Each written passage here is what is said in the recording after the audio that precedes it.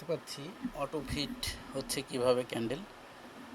Finally এগুলো হচ্ছে ready market, আর এটা হচ্ছে প্রি প্রেডিক্টেড মার্কেট, অর্থাৎ মার্কেট এইভাবে মুভ করবে নেক্সট 15 মিনিট। এটা অ্যাকচুয়ালি অ্যানালাইসিস হচ্ছে ঠিক পেছনের দিকে।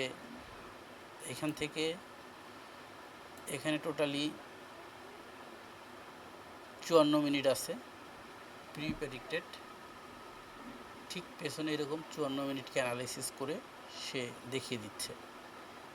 এটার সুবিধা এবং ফ্যাসিলিটি কি? আসলে সুবিধা এবং ফ্যাসিলিটি হচ্ছে যে নর্মালি আমরা সাপোর্ট অ্যান্ড রেজিস্ট্যান্সকে ড্র করে যদি আমরা এখানে হিস্টোরিক্যাল লাইন ড্র করার চেষ্টা করি, যে এখানে হচ্ছে আমাদের রেজিস্ট্যান্স ছিল, তারপরে মার্কেটের নেমে আসাটাকে আমরা ড্র করছি।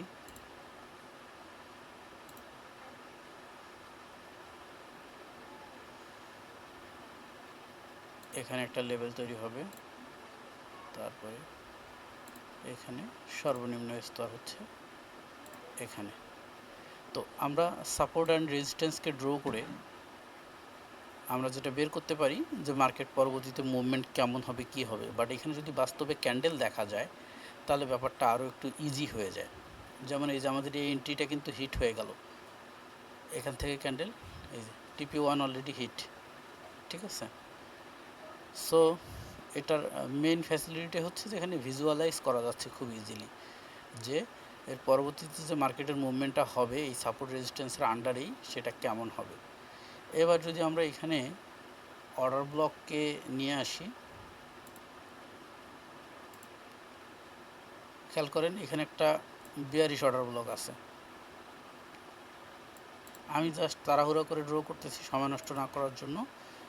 খেয়াল করেন শুধু এখানে একটা বিয়ারিশ অর্ডার ব্লক আছে।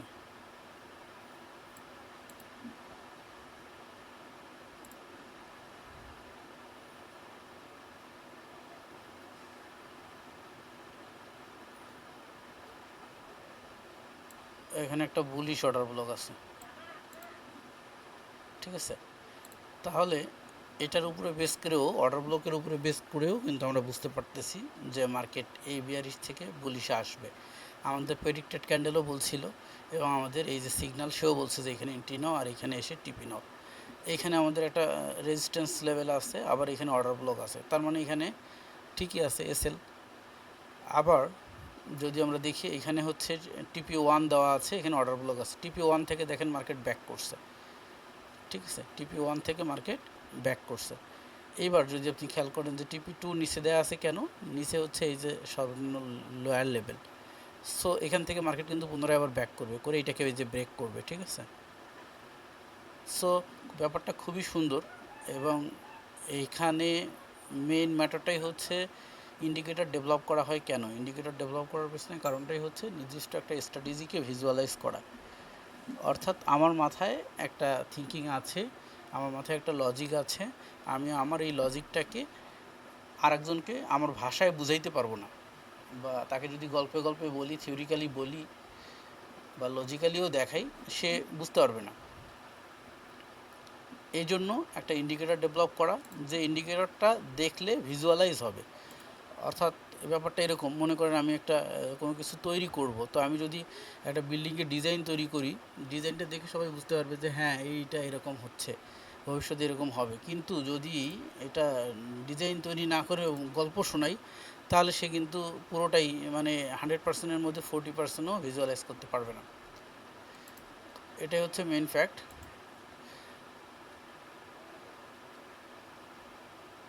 আর আমার স্টুডেন্টদের প্রতি নির্দেশনা হচ্ছে এরকম যে এই যে দেখেন এখানে কি ওপেন করা, ফরেক্স ফ্যাক্টরি ওপেন করা, এখানে স্ট্যাটাস দেখতেছি, নিউজ রিলিজ দেখতেছি, মার্কেটের পজিশন অবস্থান দেখতেছি, এখানে অ্যানালাইসিস করতেছি, এই যে এখানে এক্সনেস, এখানে ট্রেড করতেছি। সো এই তিনটা জিনিস কিন্তু অবস্থান বুঝতে হবে, পূর্বাভাস পাইতে হবে, অ্যানালাইসিস করতে হবে, তারপর এখানে ট্রেড করতে হবে। ট্রেড করা কিন্তু সর্বশেষ স্তর। তো এই জিনিসগুলো বুঝতে হবে, না বুঝে হুটহাট করে ট্রেড করা যাবে না।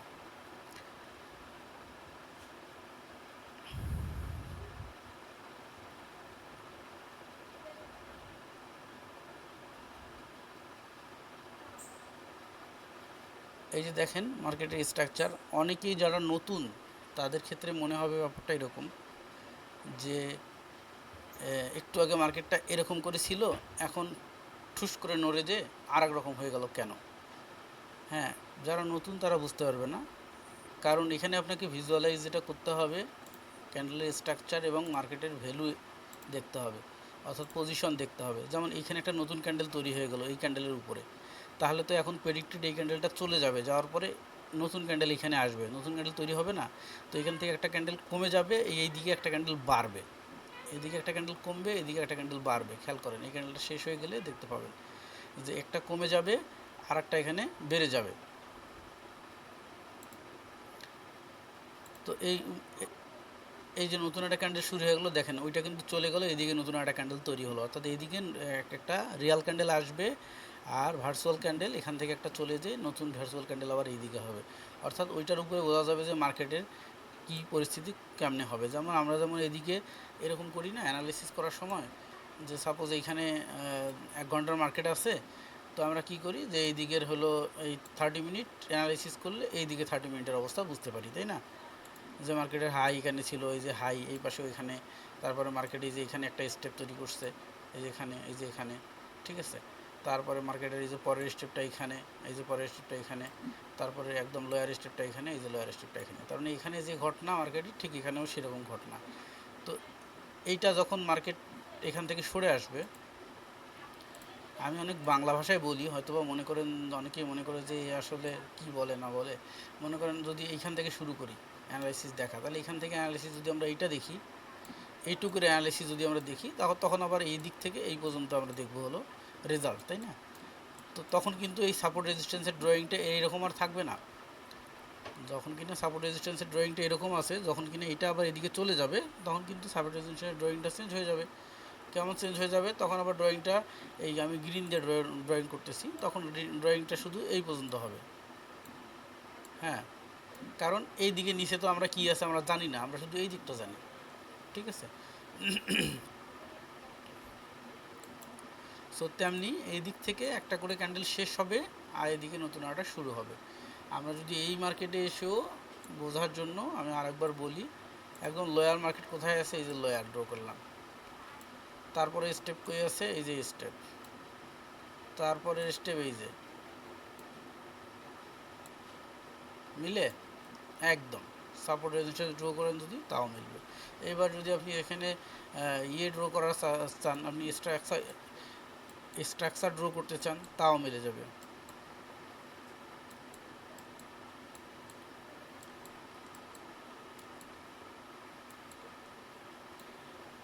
মিলে গেছে। তো ফাইনালি আসলে যেটা হচ্ছে কি, মার্কেটের গভীরে প্রবেশ করতে হবে, গভীরে প্রবেশ করলে আপনি অরিজিনাল রিয়েলিটিটা পাবেন। আর গভীরে প্রবেশ না করলে অ্যাকচুয়ালি অরিজিনাল রিয়েলিটিটা পাবেন না। যেমন আমার ওয়েবসাইটে অনেক ইন্ডিকেটার আছে, অনেক স্ক্রিপ্ট আছে, অনেক সেট আপ আছে। অনেকে SMS করে, ভাইয়া এটা আসলে অ্যাকুরেসি কেমন? আমি বলি যে অ্যাকুরেসি 100% যদি আপনি প্রয়োগ করার ক্ষেত্র বুঝেন। আর যদি প্রয়োগের ক্ষেত্র না বোঝেন, তাহলে অ্যাকুরেসি 0% লস করবেন। কেন বলি এটা? বলার পেছনের কারণটাই হচ্ছে, আমি আমার কাছে একটা AK-47 আছে, আমি যদি ফায়ার করি তাহলে অনেক দূর থেকে ফায়ার করতে পারবো, পাওয়ারফুল একটা অস্ত্র আমার কাছে আছে। এখন যদি আমি ফায়ার করতে না জানি, তাহলে ওইটা আমার হাতে থেকে কোনো লাভ আছে? সো ইন্ডিকেটর আপনার দেখে মনে হচ্ছে বা সুন্দর ইন্ডিকেটর, আমি এটা দিয়ে মনে হয় পারবো, আপনি নিয়ে নিলেন, কিন্তু এটার প্রয়োগ ক্ষেত্র কীভাবে প্রয়োগ করতে হবে, এখানে কি সতর্কতা ইউজ করতে হবে, কিভাবে ইউজ করতে হবে, কোথায় ইউজ করতে হবে, এই জিনিসগুলো না জানলে আবার আপনি পারবেন না। এই জন্য আপনাকে জানতেই হবে ব্যাপারগুলো, জানার কোনো বিকল্প নেই। যদি না জানেন, উপরে উপরে কিছু করতে চান, তাহলে শুধু সময় অ্যান্ড মানি নষ্ট হবে, আর কোনো কিছুই না। টাইম অ্যান্ড মানি নষ্ট করবেন। সেক্ষেত্রে টাইম অ্যান্ড মানি নষ্ট না করে অল্প সময়ে আগে জেনে নেন ব্যাপারগুলো, জেনে নেওয়ার পরে সময় নষ্ট করেন, তাহলে ওইটা কাজে দিবে। Best of luck.